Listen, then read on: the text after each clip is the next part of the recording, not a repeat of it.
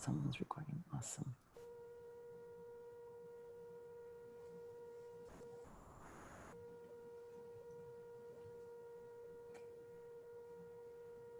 Good afternoon. I see Alicia we may be getting people joining us on the CSJ webinar. This is Marisa Arrona speaking with CSJ and ASJ. I just want to make sure as people hop on, I'm saying welcome. Thank you for joining us. We'll get started in just a minute or so while others dial into the video. And if anyone has any questions as you're joining, please do feel free to use the chat box to drop in any questions or comments in there. I see Jay has joined us. Thank you so much. Our fearless leader and co-leader and facilitator is on the line here.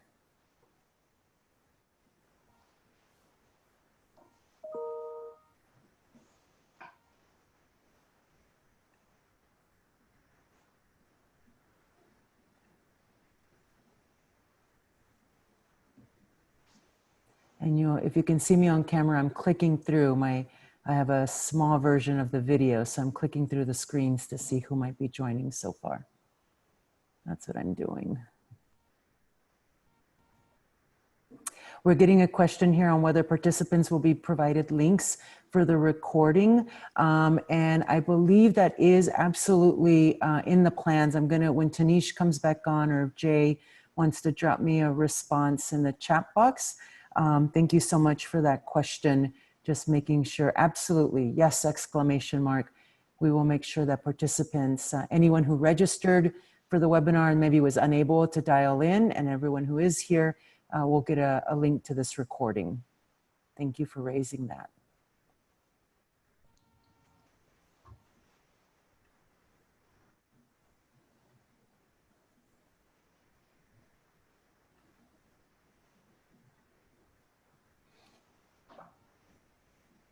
Hello, Doug. Thank you for joining us. This is Marisa with CSJ and ASJ, just saying welcome to everyone. We'll be starting in just a second. I'm just getting everything all lined up. Mm-hmm.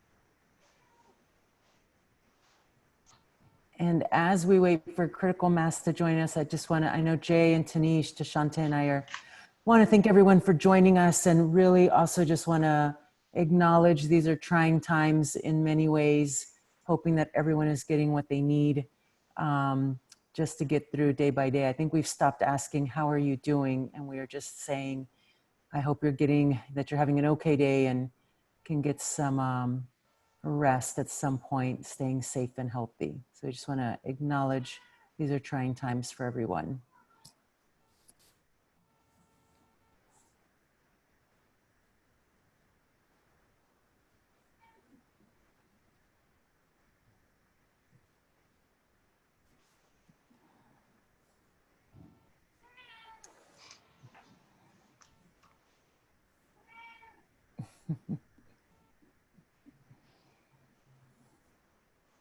Well, Emily's saying thank you. Sounds like Bill the cat has joined us. Bill the cat has important things to say. Very important things. This is the new normal, you guys. That's right. Yeah. He's a calming presence. So I'm going to let him get away with this just for now. He's never jumped up on this table. He knows the conversation is important today. So. You know what, he speaks up in all of my Zoom meetings. You can hear him in many of the recordings. We're going to give each other a lot of grace in these times to get through this. In a minute, I will give him what he wants, which is to go outside. No, I Thank you. totally agree. I think between pets and kids and everything else, I think we've all just gotten used to, you That's know, right. with each other and not putting a whole lot of thought into that stuff. So Thank you for that. Appreciate it so much. Susie Tanner, thank you for joining. Joseph, hello, nice to see you.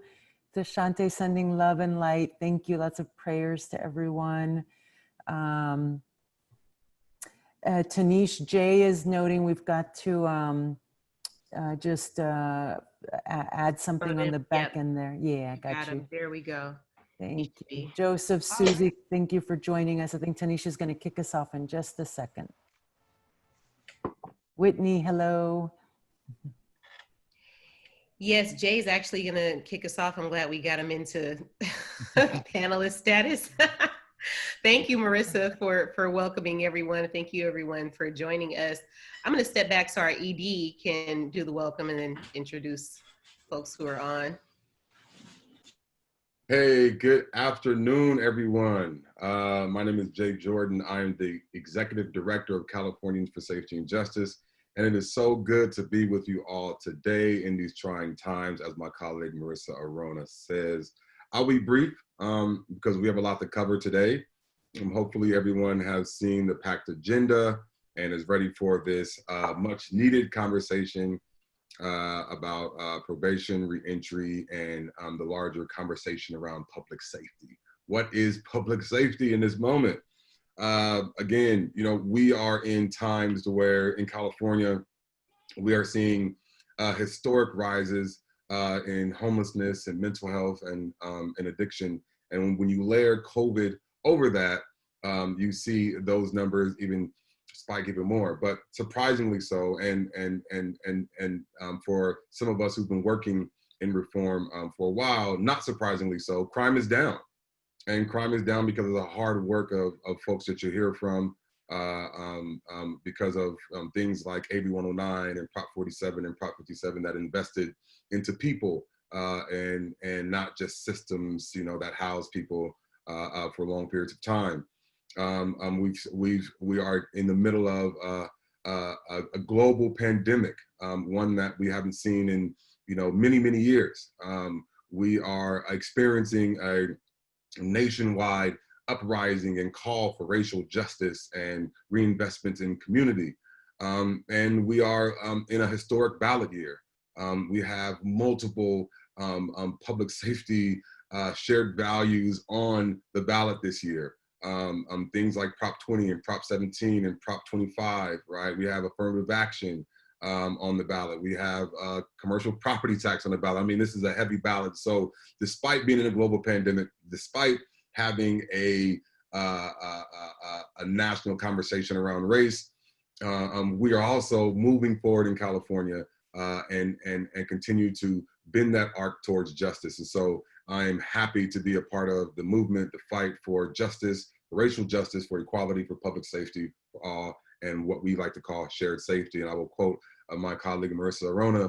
We say that, you know, safety is not just the absence of crime, but it's definitely the presence of well-being. And with that, I want to introduce two of my close friends and colleagues in this work to give an update on what is happening with reentry. And since I am from Northern California, but I am by way of LA, I will start with Donald Frazier, the Executive Director of Building Opportunities for Self-Sufficiency, BOSS in Alameda County. Donald?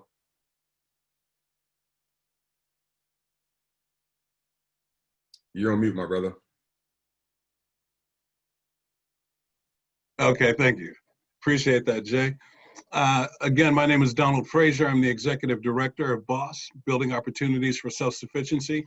We're located in Alameda County, based in Berkeley, Oakland, Hayward, and San Leandro. You know, one of the key functions of BOSS, looking at our work through an equity lens and really targeting neighborhoods and individuals in need, primarily Black and Brown individuals and families in these communities. We identified our work and intentionally placed our work in East Oakland, Deep East Oakland, West Oakland, South Hayward, and in the Cherryland, Ashland area, which are the most impacted areas in Alameda County, for sure, in terms of poverty and employment, incarceration and people returning back from incarceration.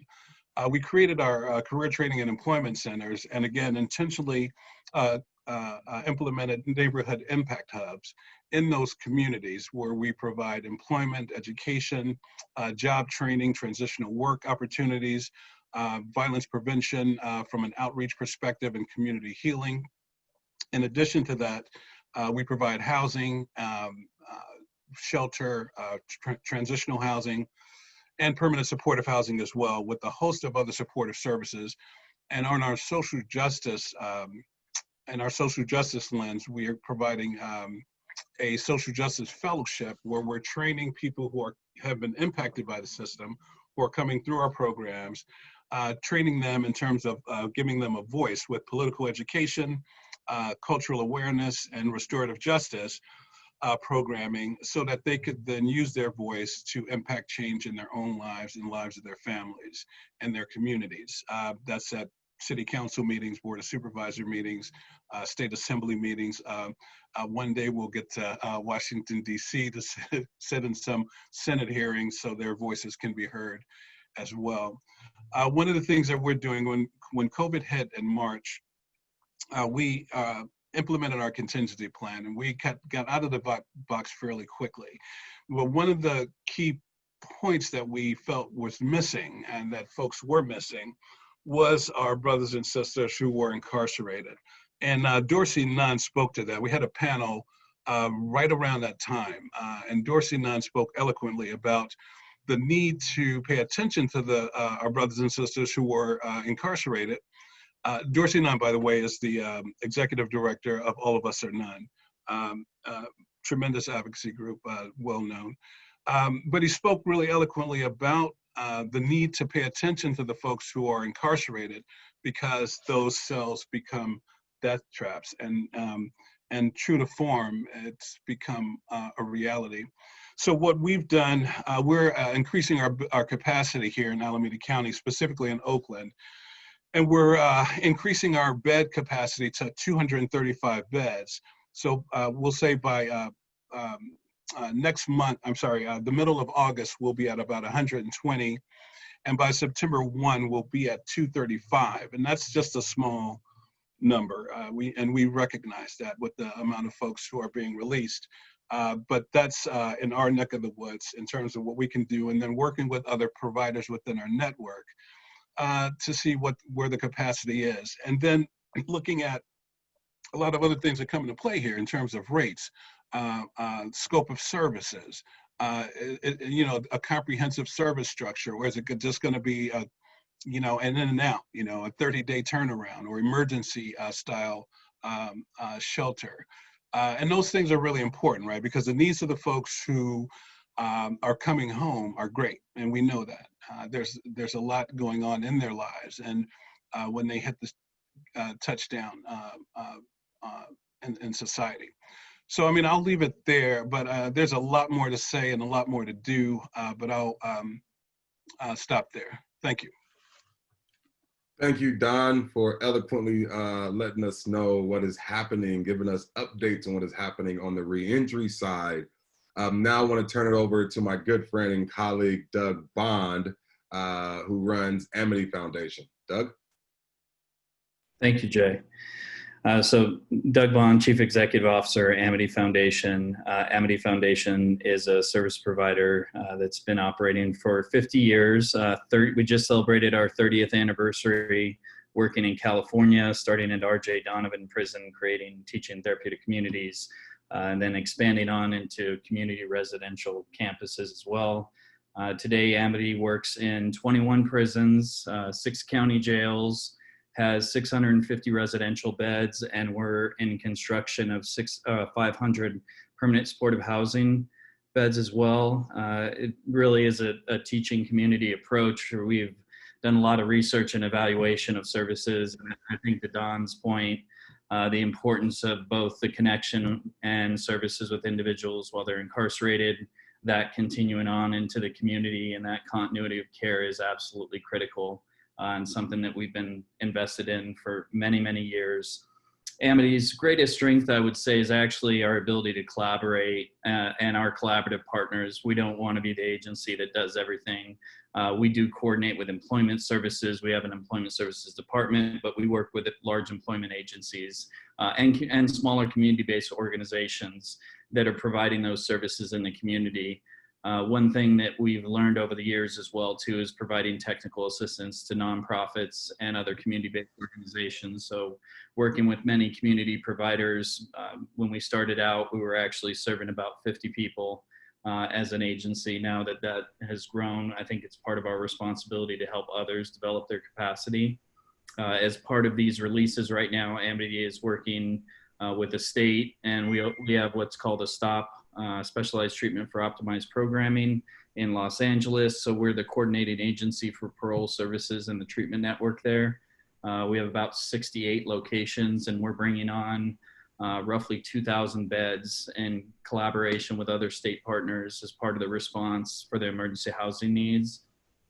Our ideal services, and again, I think Don spoke to this as well, is really more comprehensive for reentry. And we want to make sure that this is certainly needed with emergency services and emergency housing, but to remember that a lot of the services that have really helped in long-term recidivism reduction are more comprehensive and in the nature, longer lengths of stay. There's certainly a direct correlation between that and successful outcomes. Also want to mention that one of our key focuses is family reunification. Don't want the fact to get lost that because men and women are incarcerated, they have a lot of children connected to them in the community. I myself can speak to that. I was in Amity for 2 years in the early 80s when my parents were incarcerated, and the organization got me out of foster care, reunited me with my father. My mother later got out, and I had a very different childhood and experience because of some of those interventions. And I want to make sure that we're all mindful of the importance of family reunification as we're bringing people home. And the long-term goal is not just short-term outcomes, but long-term generational change, which is what we are really about as an organization. Part of the releases right now is coordinating through the stops, and the stops are coordinating agencies that work with subcontractors. We have had communication with CPOC and some of the probation chiefs, as well as with CDCR to help in terms of individuals, regardless of post-release community supervision or parole, to get access to those services, I think is absolutely critical. And this really will take a community effort. There's so many interventions that take place for somebody's successful reentry into the community. And reentry is far more complex than certainly just one intervention or one service. And it does take all of us as a community to come together and provide those services in partnership.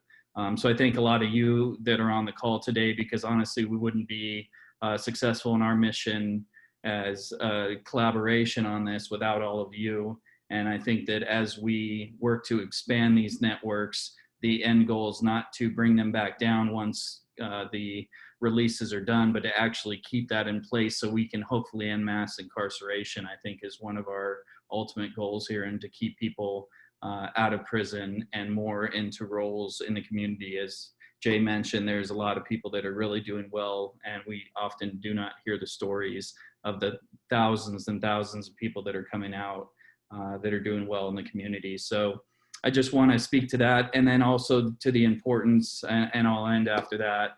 This initiative has been built by men and women that have themselves gone through these experiences.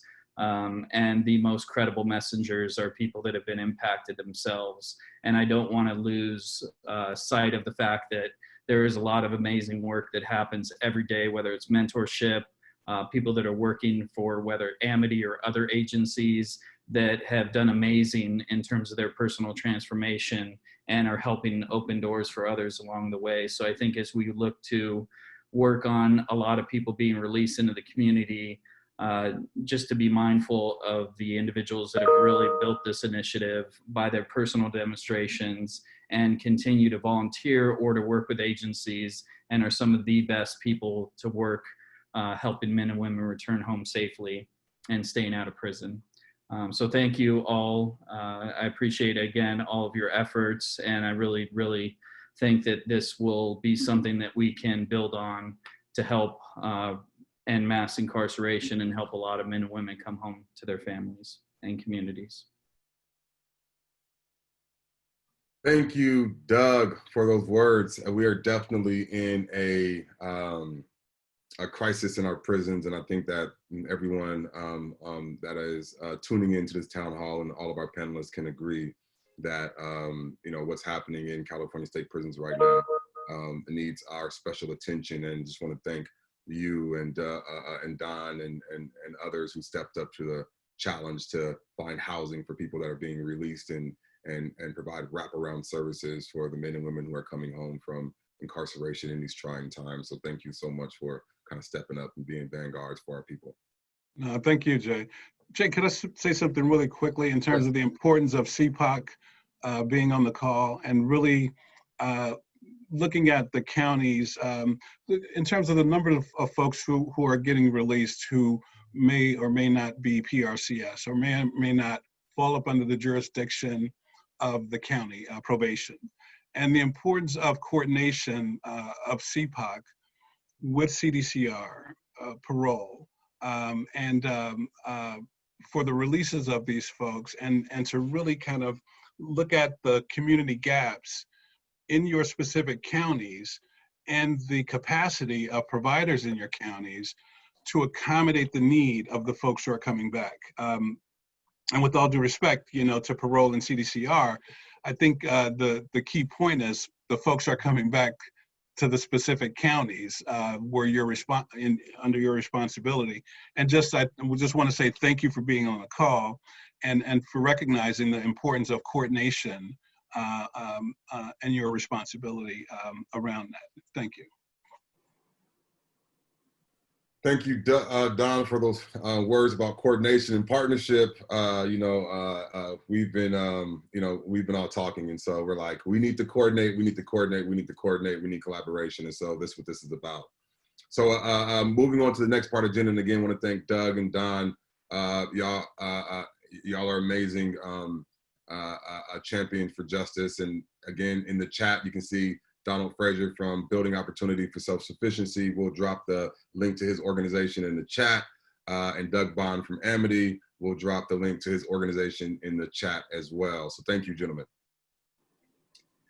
Next up, we have updates from CPOC, probation chiefs. And thank you all. Again, this is, Don gave my intro. He stole my intro, so I don't have to give the intro around coordination and collaboration. So I'll just hop right into it. We have three amazing chiefs from around the state, Chief Heitman from Santa Barbara, Chief Keene from San Mateo, and Chief Richart from El Dorado. And correct me if I'm wrong, Chief Richart, you are the president of CPOC, correct? It certainly feels that during most days, yes. Okay, so we're gonna put you last. You'll go last since you're the president. You'll pitch it. So we'll start with updates with Chief Heitman from Santa Barbara. Chief Heitman. Thank you, Jay. Glad to be here today, hearing words that I really consider the trademark of my career of collaboration, reentry, really building up the community, the presence of well-being. So this is a great discussion for me. I'm really looking forward to it. To tell you a little bit about myself, I've been with the probation department here in Santa Barbara County for coming up on 30 years. It'll be 30 years in August. And over the course of my career, I've worked heavily in the area of partnerships with our community-based organizations. I had the opportunity to work at a family resource center as a probation officer, project director for a community project that was really about community engagement in one of our most disadvantaged communities. So truly have a passion for it. I also sit on our local First Five Commission and trying to support all of our efforts to start kids off with the best chance of success in those first 5 years, and heavily involved in partnerships with our community-based partners and our educational partners as well there.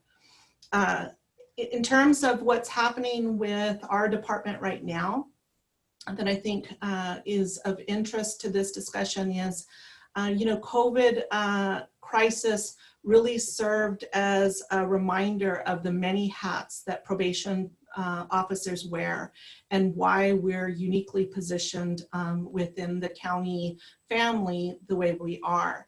As soon as the lockdown started, our relationships with key stakeholders in our community and the variety of services that we routinely provide meant that we were the go-to for a number of initiatives, transporting COVID positive clients for our public health department, because we had plenty of vans and staff that were very comfortable moving in all of the communities in our county.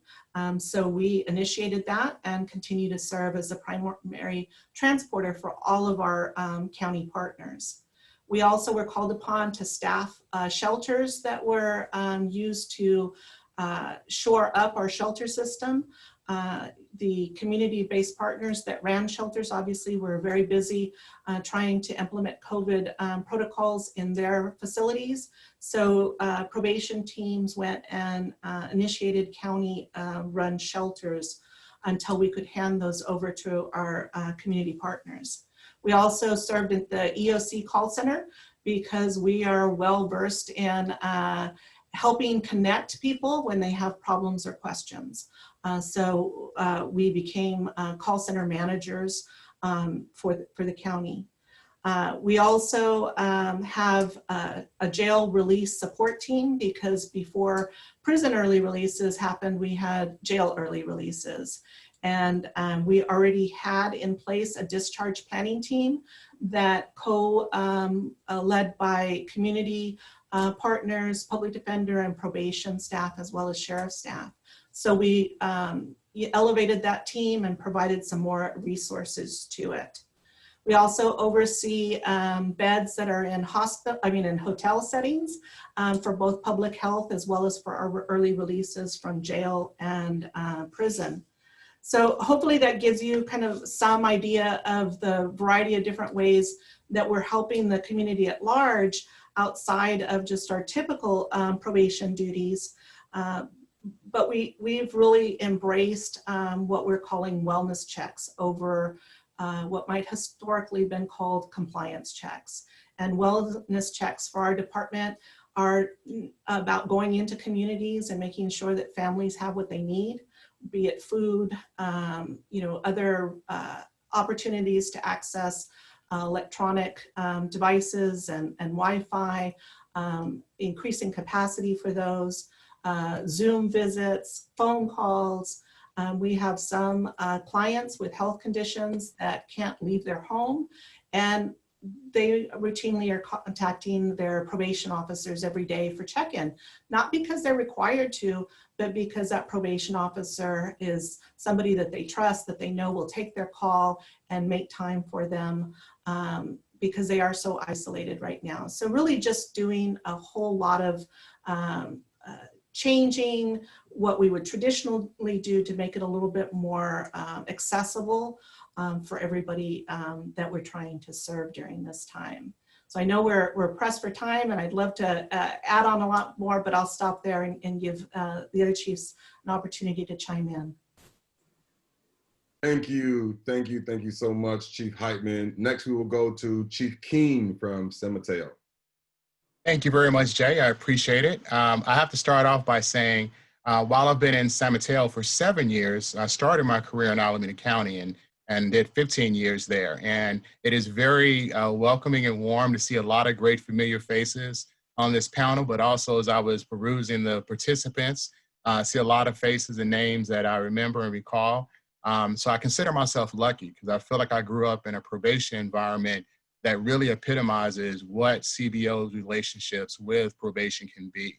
And so I took that mentality with me to San Mateo. And so I think what I've tried to do over my time as chief is really build these relationships, because I knew at some point the relationships would really be the center or the core way in which we would get very hard work done during difficult times. None of us could have foreseen what COVID would do to us, but quite frankly, with San Mateo, we've been very fortunate because these relationships were existing. We didn't have to go out and start them from scratch. And so, as Chief Heitman, I think, outstandingly put, a lot of the same programs she did in her space, we did as well.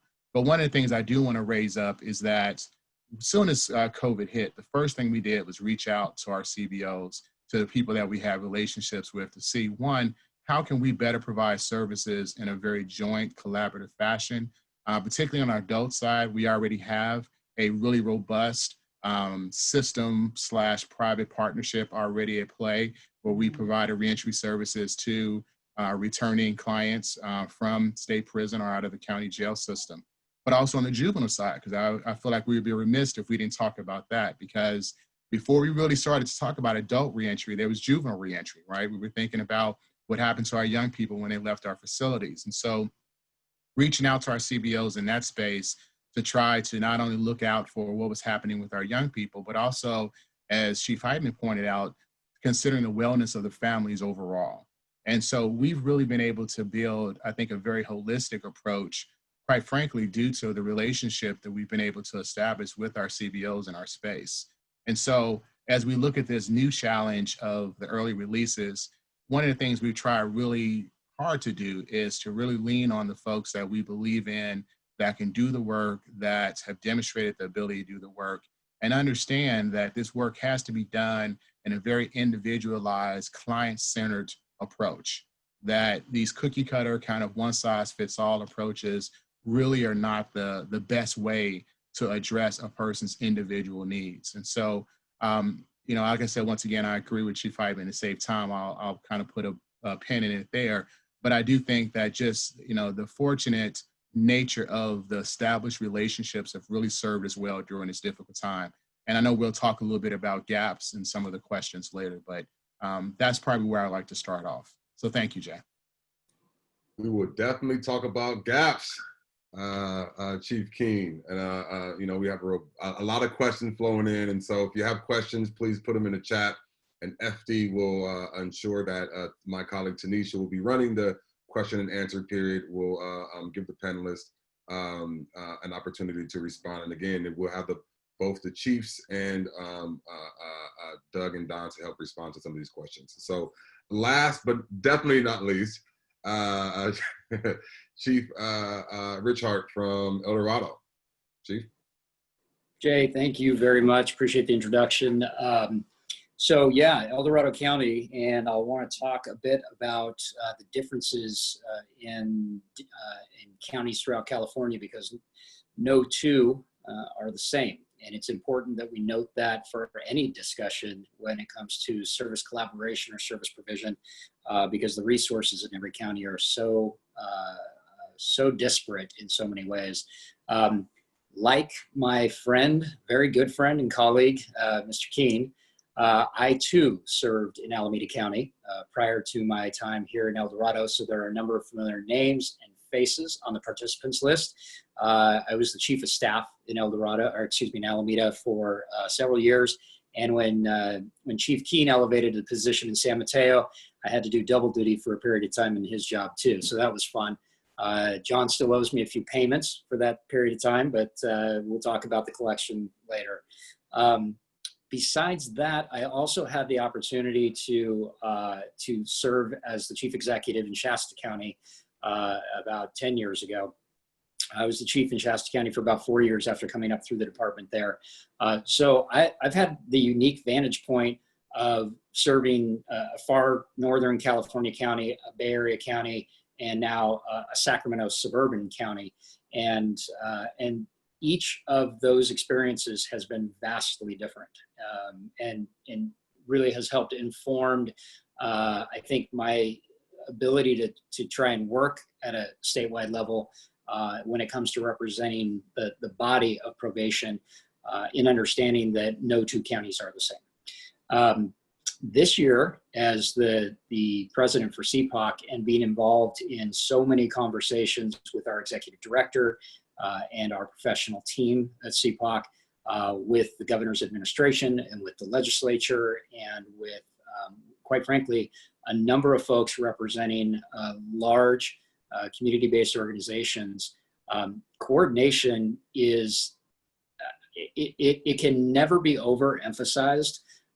And quite frankly, in almost every instance, we find areas where we can be doing better in our coordination and our communication. And I mean that personally from our perspective, from the chief's perspective. There are ways that we can coordinate and communicate better, but as a system, and I consider all of us within the system, whether we're public or we're private, all of us are in a system of care. And the thing that I think I learned the most while I was in Alameda County is that the reliance on that system is so finely balanced that no one of us can step out ahead of another. We have to walk together as we attempt to make change, as we attempt to reform practices so that we can improve outcomes. And that's, at the end of the day, what we're all shopping for, right? We all want to see improved outcomes with the people that we're working with our clients, with our friends, with our returning family members. We all want the same thing. We all want to see people who have a healthier, wealthier lifestyle for them and their families, and we all want to see reduced criminality in our neighborhoods. I live in a neighborhood, you all live in a neighborhood, and the last thing we want to see is somebody that comes back into the community ill-prepared and finds that crime is the only way for them to feel as if they can exist within our community. And so offering them alternatives is critically important. And the thing is, probation departments, if you're in El Dorado County, you are that service provider. If you're in Alpine County, Modoc County, Calaveras County, there are a whole host of smaller jurisdictions where the probation department is the first and last provider of resort. In other communities, just down the road from me in Sacramento County, they've got a vast array of resources available to them. In the Bay Area, when I worked there, a vast array of opportunities for people to receive services. And the probation department didn't need to be everything to everyone. And so a lot of that work could go out to other folks that were more well prepared, very experienced in providing it, and had the opportunity and the capacity to do so. So it's important to me that we consider all of that perspective in the conversations, because what works in Alameda County does not work in El Dorado County by a far cry, and vice versa. What should be done here in El Dorado should not be done in Alameda or San Francisco or Contra Costa as examples. So I think that this is a really unique opportunity for us to be having this conversation.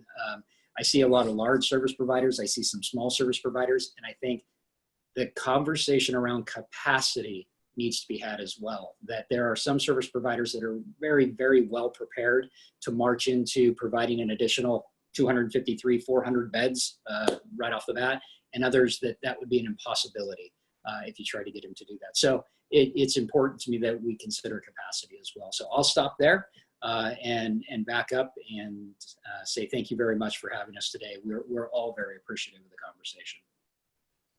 Thank you to those opening remarks. I'm going to hand it over to my colleague and Associate Director, Tinisch Hollins, and she's also the State Director for Crime Survivors for Safety and Justice. And I'm going to step back and she's going to facilitate a very brief question and answer period and then move us to the rest of the agenda. Thank you. Thank you, Jay. Good afternoon, everyone. First, thank you all for being on the panel and everything you shared so far. We've got a few questions that have surfaced, and I know that we had a couple questions that we wanted to get to. First, I just want to acknowledge for all those who are in attendance, who are forwarding questions, thank you so much for your participation. As you know, this conversation is only scheduled for an hour, so unfortunately we may not be able to answer every question directly, but I do have confidence that a lot of what you all are bringing up will be addressed through conversation. However, there are a couple questions that I think it would be great to ask since we have the chiefs on, and I'd like to include Doug and Don in the response if you also have answers or additional feedback. Again, want to be mindful of the time because we do have a second portion where we want to dig a little bit deeper, especially around questions related to investments and safety and community, which I think is a lot of what folks are raising right now. But there is a question here about plans to start letting people off of parole. There's a question from someone that states that parole agents have over 50 people on their caseloads, and has a question about whether or not there are any mass releases coming for folks who are on parole. Any of the chiefs or folks on the line, do you all have any thoughts or feedback on that? I'll take that for just a moment, if you don't mind. The releases that are coming from CDCR are a mixture of PRCS and parole.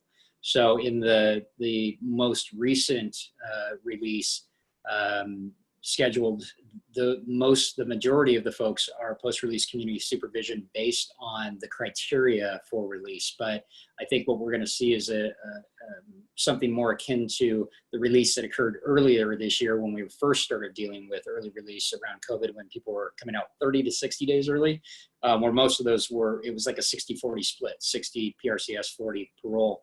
I think we're probably going to see a little bit more of the same, but the end of the day, each of us are taking thousands of people earlier than would have been anticipated, meaning there are folks still on the rolls that we are going to have under supervision as folks that were anticipated many months from now, replacing those that are coming off of supervision. We're going to be getting early. And so, yes, caseloads are going to naturally climb. And that is one area where we're going to have to, both we and parole are going to have to adjust.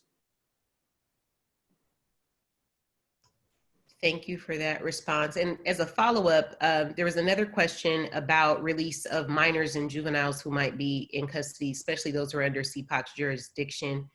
Any response or any sense of releases being extended to children or youth who are in CYA DJJ custody? So there actually, there are plans that exist. Fortunately, well, I'll start by saying one thing. Fortunately, in California, the exposure and infection rates in juvenile justice facilities have been minute, have been incredibly low. Most jurisdictions have escaped any exposures because of the measures we took very, very early in this event. So back in February and March, we began turning down our populations almost immediately. So for those kids that we could safely release into the community, in other words, they weren't a risk to the community and they weren't a risk to themselves, and to get them into a safe housing environment, we advocated with the courts to be able to make those releases, and we were able to get a lot of kids back into the community that were temporarily in custody. As for the state, they have plans as well. They've had some infection in the institutions, but they've been speaking with us. They've been coordinating with us early to talk about what would it look like if we needed to pull an early release trigger, or if intake were suspended. So they're looking at both ends of the system as well, and talking to us about what we could do to help navigate that with them so that we don't wind up into a critical situation like CDCR has on the adult level. Thank you so much for that, Chief. There are quite a few questions related to better coordination between probation and smaller organizations. So I think someone mentioned not long ago in their comments about, there are several reentry organizations or larger organizations that have joined the call today. There are a good number of smaller, more grassroots organizations, especially in communities where they have more of those services, that have more direct contact with the families, that are more in direct contact and communication with folks who are inside being released. Any thoughts or comments about how CPOC or probation and other entities could better coordinate with the smaller, more grassroots organizations who have those connections? So I'll take that one. So one of the things we try to do in San Mateo County, we actually have a provider network that we host as part of our regular kind of processes. And in that, we not only do we coordinate in terms of connecting them with service or clients, we also connect them with some of the larger entities. And what it's really produced, quite frankly, has been some really outstanding collaborations within the CBO community, where we've had smaller entities that may have been struggling, quite frankly, to stay afloat. They've joined up with larger folks and really have tried to really individualize the services they provide. So not that they, they disappear or they get eaten up by the larger ones, but they have their own unique niche, but they are then part of our larger system.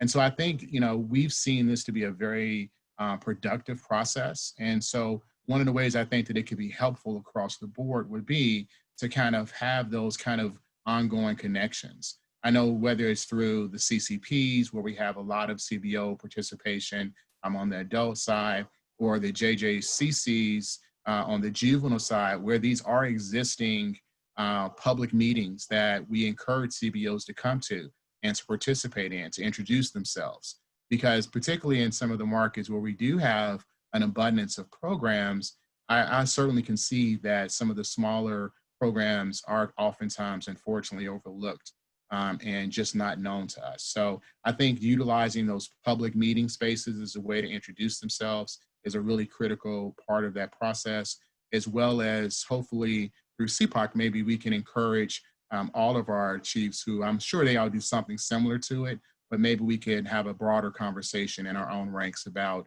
creating an inviting space outside of those regular public meetings that currently exist. Thank you so much for that response, Chief. And again, I really do appreciate the questions that are coming in. I want to be mindful of the time. We're a little more than quarter to the hour. And we have a second panel. And I think, again, many of the questions that are being asked are about how we build relationships. How do we expand resources? I want to invite two folks into this conversation. One is Marisa Arrona, our local Shared Safety Solutions Director. And I'd like to invite Dr. Alicia Boccellari, who is the California Trauma Recovery Center Network's head of the network, and also a clinician. As we kind of transition, there's been a lot of conversation as of late about how we're reinvesting, right? And especially in this movement with so much reckoning around racial justice, around the failures of all of our systems, not just the criminal justice system, but all of our systems, especially through COVID, have been exacerbated and just really shown where all of the pain points are, and quite frankly, how our communities are being disserved by them. And we have an opportunity.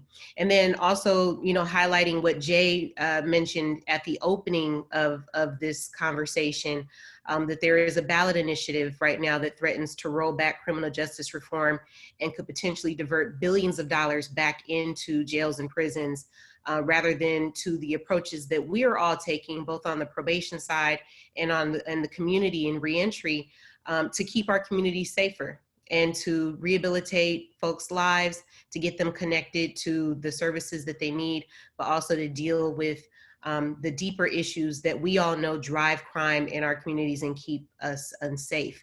And so we had a couple of questions that we wanted to pose.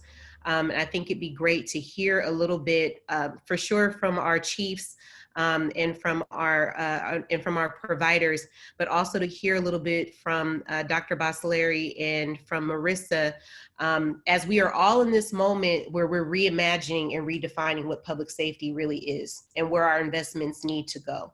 And we've heard many times just in this call, and for sure, from the comments and the questions that are being asked about how do we, one, coordinate better with each other and communicate better with each other, but also how do we make sure that we're investing so that those infrastructures are in place in our community throughout the state, right? Not just in the larger cities, in places where we know the population is denser or that they're more progressive, quote unquote, in the way that they might be investing in them, but that this is the standard, right? That we are, well coordinated, compassionate, and informed about how people are coming back into our community, and that we are addressing a lot of the drivers of crime to keep our community safe and healthy. And just going back to that fabulous quote that Marisa Arrona has lifted up many times over the past 6 years in our shared safety coalition building work here in California, shared safety work in California, is that safety is not the absence of crime, it's the presence of well-being. So what I've heard many times in this conversation is folks lifting up the services and the relationships that are needed to achieve well-being in our community.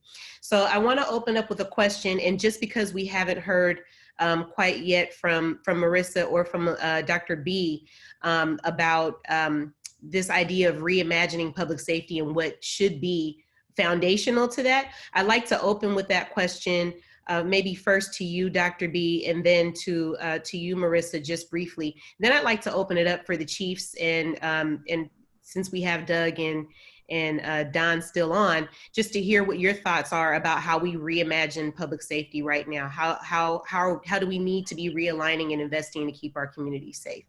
So Dr. B, would you mind kicking us off?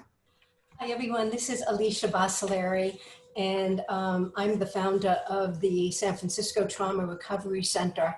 And the Trauma Recovery Center was created to remove barriers to care for survivors of violent crime.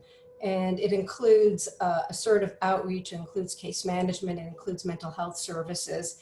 And I think it's really important to mention that many of the people we serve, and there are now 35 trauma recovery centers across the country, many of the people we serve are formerly incarcerated people. And we know that trauma and a history of trauma is a risk factor to end up in prison, to end up in jail. And I just want to mention that I am just sitting here listening to all of you, and I am honored to be on this phone call with all of you. The way you all are leading with compassion and you're talking about the work you do, it's very inspiring to me. And when I hear the question that's posed around reimagining safety, you know, for me, it's exactly what you all are talking about. And I actually love this question around reimagining public safety, because here we are in the middle of horrific times. Not only the pandemic, but everything that is happening around the discussion around racial inequality. And for me, this question gives me so much hope. I mean, it really is about, can you imagine if we really can take this on, what safe communities would look like? And for me, it really is about creating healing communities. And the only way we can create healing communities is by breaking down all of those silos, where whether, you know, where I'm a mental health person and you all work in probation, and there's people work in substance abuse, and there's the police department and law enforcement. If we could just break down those barriers and really envision creating a safe community where we really put at the center of that healing, and we put at the center of that anyone can really have access to equal care, whether that be access to equal education, employment, but also healthcare, and particularly mental health care. And so for me, you know, I think this vision around recreating public safety, it is just like we're facing right now in COVID, all of this social isolation. I think a key to this is all of us becoming less isolated and working together, because we cannot do it as individual providers or even within our own individual silo. It really does mean we have an opportunity to work together on that. Thank you so much, Dr. B. Marisa, maybe a minute or two of comments from you? Yeah, let me do this in 2 minutes max, everyone, and just hopefully everyone will want to continue this conversation after. I'm also just very honored to be in this group of just such change agents, thought leaders around these issues. Shared safety, as we said, it means more than the absence of crime. It means the presence of well-being, and that raises a few issues.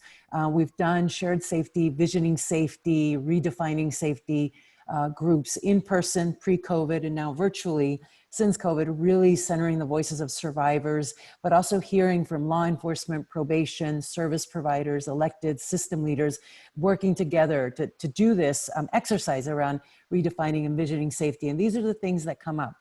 The traditional system, it's just the way the systems have been created. You know, there's no blame to go around here except how the systems are created. The traditional system waits for crime to happen and then tries to figure out what punishment to dole out. to the individual who caused harm. And very few times, if at all, does that mean accountability to the person who caused harm and justice to the victim. Survivors have raised that very often. Number two is police officers have always said, listen, we've been forced to become the first responders to the failures of all the systems that came before us. The education system, the public health system, the mental health system. When we've poured money into policing over protection, into prisons over prevention or progress, we've actually defunded good schools, safe parks, daycare, family support services, all the protective factors.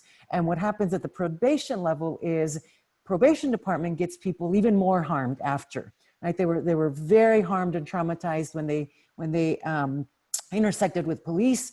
They go to prison, and then probation is about supervision very often, and less so about support. Although it's clear here in this group. But there's a redefining of probation, right, to ensure success among clients and not just supervision. Those are very broad strokes around shared safety. In the 2 minutes I had, it's really about shifting a narrative about scaling up what works and not always just focusing on criminogenic needs, which is important, but we also need to look at what's working. Sometimes like as we said, we don't know that there's a great small service provider around the corner, and shared safety works with everyone to uplift those services and then figure out how to leverage funds to do that. I want to do a huge shout out to Santa Cruz County. Probation Chief Geraldo, of Assistant Chief Valerie Thompson is on. There's a report that they've presented recently around shared safety in Santa Cruz and LA County with their Office of Violence Prevention. Hopefully we can send that information to this group after on examples of shared safety as it comes to money and budgeting and this holistic approach to redefining safety. Thank you so much, Marisa. And, as a survivor, I obviously don't have a whole lot of time, but Jay mentioned in the intro that I am the director of our CSJ, our Crime Survivor Network here in California. I'm also a survivor. I lost 2 brothers to gun violence, and have experienced many other types of crime personally and in my community. And, what we hear often, and I know that you will hear this, especially in this political climate, as campaigns for propositions like Prop 20 and others come through, is that you'll hear the voices of survivors being leveraged to justify more investments in the criminal justice system, more investments in jails and prisons. And as a survivor and someone who works with over 12,000 survivors here in California, what we've heard over and over again is that what survivors actually want is more access to healing. They want more investments on the front end for prevention.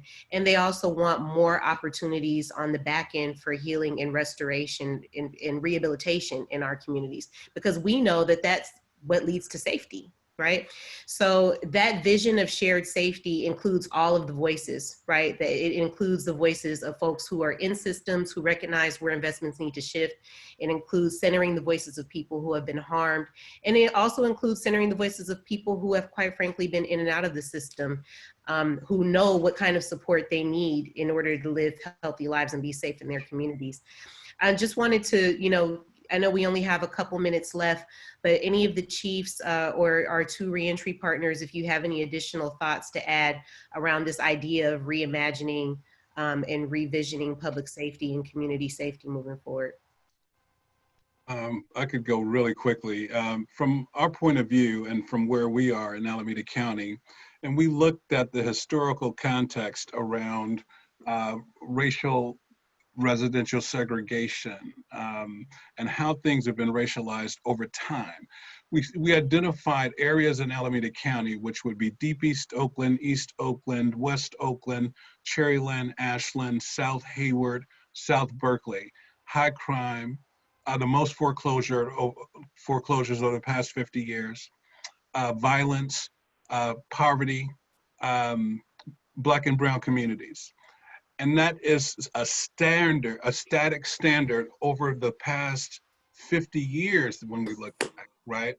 And so we say we need to reinvest in those communities, in those individuals, families, and communities, right? And so all of the systems, and our system leaders know this. It's not like we don't know this, we know this. But to have the political will and the political courage to say, you know, I remember when the drug war was like, I mean, out of control, and the incarceration rate went through the roof in the 90s, and people knew that it was wrong. People knew that it was an attack on Black and brown communities. We knew that. But so for some reason, it went for so long and so strong and so hard that we couldn't turn it around. So we kind of created more systems on top of that system to try to do something about the system, and left the communities barren. And so communities have imploded over time and time and time and time again, to the point where it's almost nothing left. And so my point in terms of reimagining this is really around reinvesting back into the community, back into individuals, families, and communities, and based on relationship, right? Based on relationship. And I think I'll stop there because I could go on and on. Thank you. Nail on the head there, Don. That's exactly the reinvestment and revisioning. Chiefs, any comments from you all before we close out? You know, I just want to jump in and comment that a lot of what we talk about communities needing in terms of substance abuse treatment, access to mental health services, housing, these are all the same things that the probation chiefs are regularly talking about. How do we get more access to these things for those that we serve? But we really just mean it for our communities in general. That the more that we invest in helping people get what they need in a reasonable way without having to enter the criminal justice system is better for all of us. And we do have a shared goal of having people be successful, and know that it has to be done in partnership. No one entity can do it alone. There has to be a good balance of perspectives, and opportunities for these public-private partnerships really have been key to the changes that we've been able to start moving forward on. And I'll just add that, you know, this conversation, I think, quite frankly, is exactly what needs to be had as we start to talk about, you know, this idea of reimagining. In a lot of ways, it's reimagining, but it's also returning back to this sense of, you know, funding services that we know matter on the front end.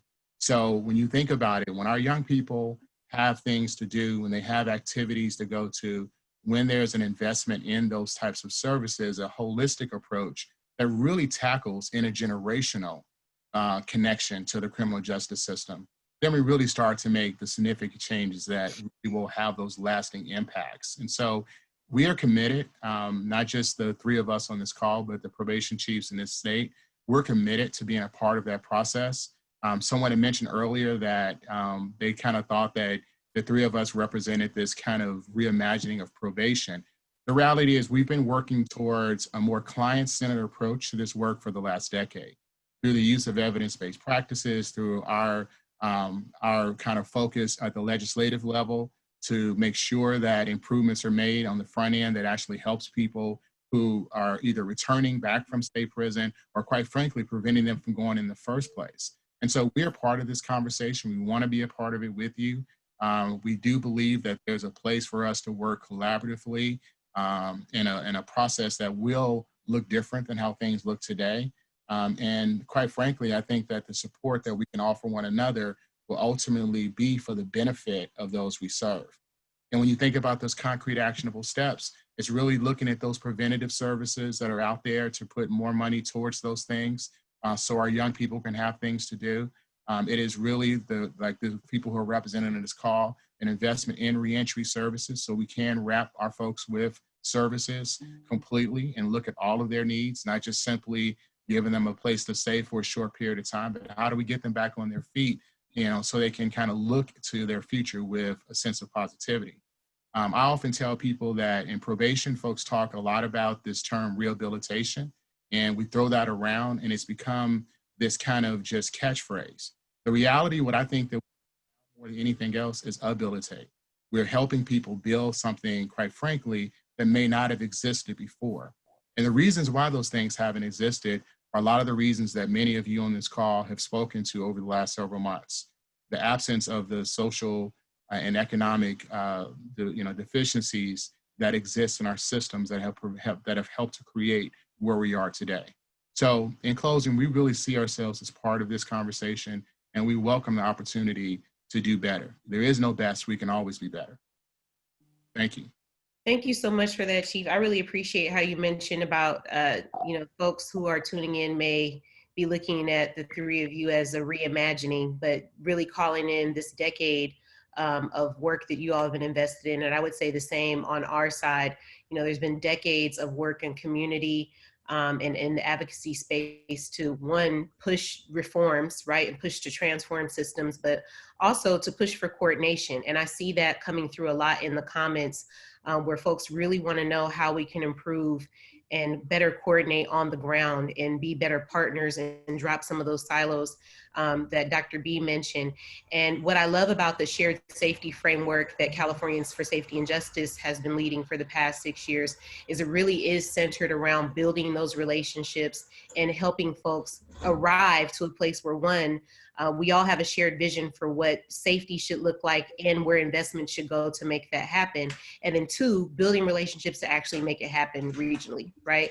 And so I think this was a really rich discussion, obviously not the place where we're going to coordinate the services or coordinate, but what we've done is really, broaden our audience, because these are conversations that, like you said, you may be having within probation, we for sure are having in community, but we're at a place now where we are, as a society, having a larger conversation around safety and what needs to be included in that vision and those investments moving forward.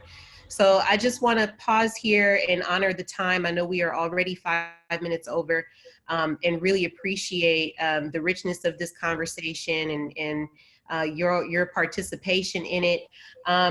Jay, I stole your closing, I think, but I'm gonna step back so you can have a short-winded closeout and obviously give some time for our chief of president of the CPOC to close us out. But thank you all so much. I think I'm blurry here, so I'm sorry, y'all. I think I'm a little blurry, but that's okay. Blurred vision in 2020. Sounds right. Yeah. No surprises in 2020. Anything can happen. So, Chief, I would love to just have you go first and give closing remarks, and then I can close this out. Yeah. Yeah, thank you, Jay. I'm glad you told me that you recognized you were blurry, because I turned 50 yesterday. I thought I needed stronger glasses. Real quick, real brief.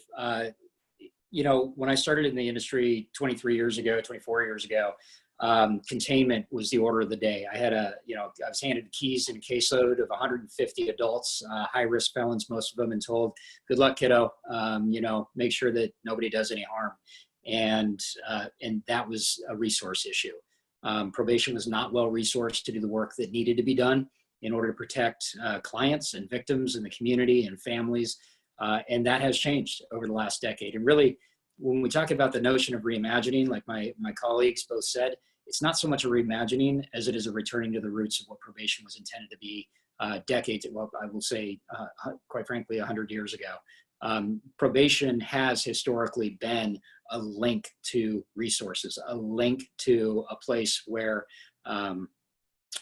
people who are, we say survivors of crime, former victims of crime, but the survivors of crime are also the people that were involved in the criminal justice system. They are trying to survive through things that they've brought to themselves in some ways, and that the system has brought to them in other ways. But the system has readopted practices from yesteryear, and I think probation has done an excellent job in the last decade. I'm incredibly proud to represent an industry that has been able to grow, has been able to return to its roots. And it's fantastic to watch some of the outcomes that occur as a result of that.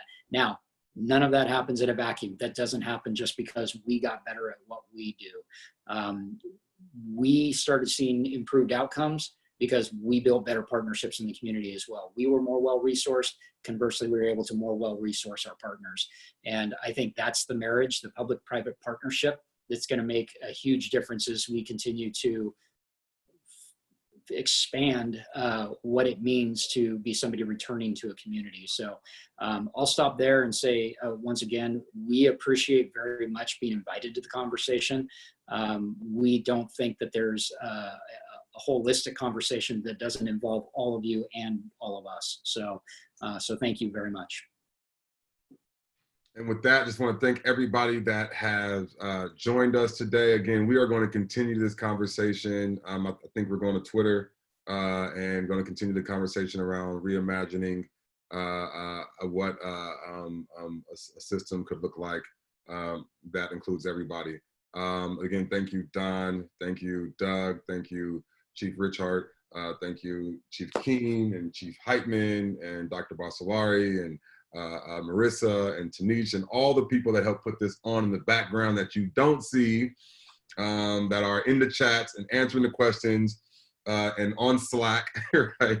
Telling me that I can't be blurry because I have high-tech equipment. Thank you all. This has been a joint effort. And again, I'll close by saying this, that there's this quote that I learned, and it keeps replaying in my head.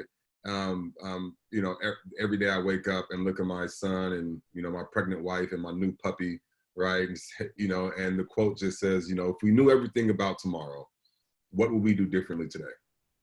And I venture to say that in California, we are trendsetters, and we set the trend for over-incarceration. We gave the world 3 strikes, tough on crime, the war on drugs, Richard Nixon, Ronald Reagan, but we also gave the world AB 109, Prop 47, Prop 57, partnerships, shared safety, right?